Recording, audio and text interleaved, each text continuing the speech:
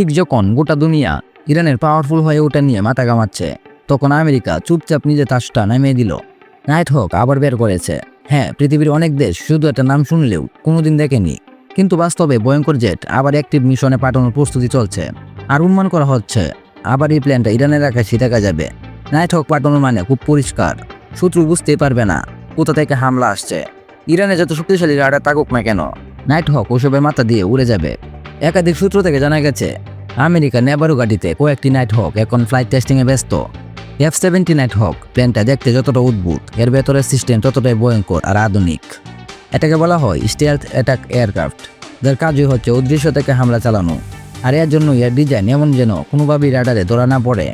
আর এই চেহারা নিচে লুকিয়ে থাকা নানা ধরনের সেন্সর, লেজার রাইডিং সিস্টেম আর ভয়ঙ্কর স্মার্ট বোমা।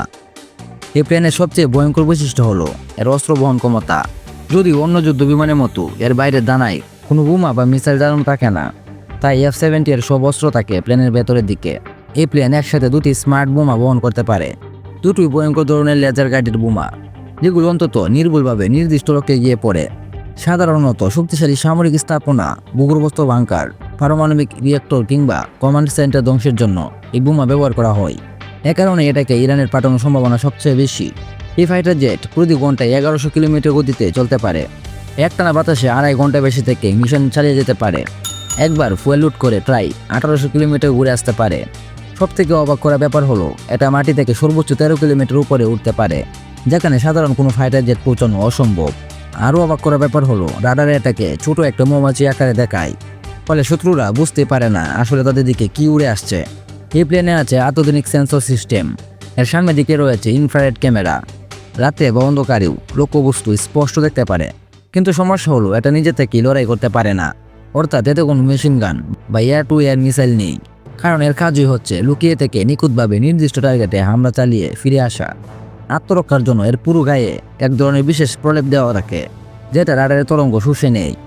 এই ফাইটার জেট এত বিশাল হলেও এর মধ্যে মাত্র একজন পাইলট বসতে পারে। একটা নাইট হক চালানো শেখানোর জন্য একজন পাইলটকে টানা 3 বছর প্রশিক্ষণ নিতে হয়। তবে আমেরিকা এটাকে কখনো বের করে না, কারণ তাদের কাছে অন্য যে সকল ফাইটার জেট কিংবা বোমারু বিমান আছে সেগুলো দিয়ে মিশন কমপ্লিট করে আসতে পারে। বহু বছর পর আবার এই নাইট হক প্লেন বের করা হয়েছে। এটা নিয়ে সবাই চিন্তায় পড়ে গিয়েছে। এই প্লেনের মিশন একটাই, চুপি চুপি ঢুকে টার্গেট ধ্বংস করে আবার চুপচাপ বেরিয়ে আসা। আর এ কারণে এটাকে ব্যবহার করা হয় সবচেয়ে উচ্চ ঝুঁকির মিশনে। যেমন কোনো দেশের পারমাণবিক স্থাপনে হামলা চালাতে হলে প্রথমে এই প্লেন দিয়ে আঘাত করা হয়। রাডার সিস্টেম, কমিউনিকেশন সেন্টার, বিমান ঘাঁটি সব তছনছ করে দিয়ে আসে নাইট হক। তারপর বাকিরা প্রবেশ করে। আমেরিকার এই পদক্ষেপ শুধু ইরানের জন্য হুমকি না, এটা একটা রাজনৈতিক বার্তাও। তারা বিশ্বকে বলতে চাইছে আমরা যা ইচ্ছা তাই করতে পারি, আর তোমরা বুঝতেও পারবে না। জাতিসংঘ বা অন্য কোনো আন্তর্জাতিক সংগঠন যাই বলুক না কেন, এমন স্টেলথ অস্ত্র থাকলে কারো অনুমতির দরকার হয় না। সব মিলিয়ে বোঝা যাচ্ছে নাইট হক আবার ফিরে এসেছে, কিন্তু এবার আরও ভয়ঙ্কর হয়ে। আর যদি সত্যি ইরানের দিকে রওনা হয়, তাহলে এটা শুধু একটা বিমান পাঠানো নয়, এটা হবে একটি দানবকে জাগিয়ে তোলা।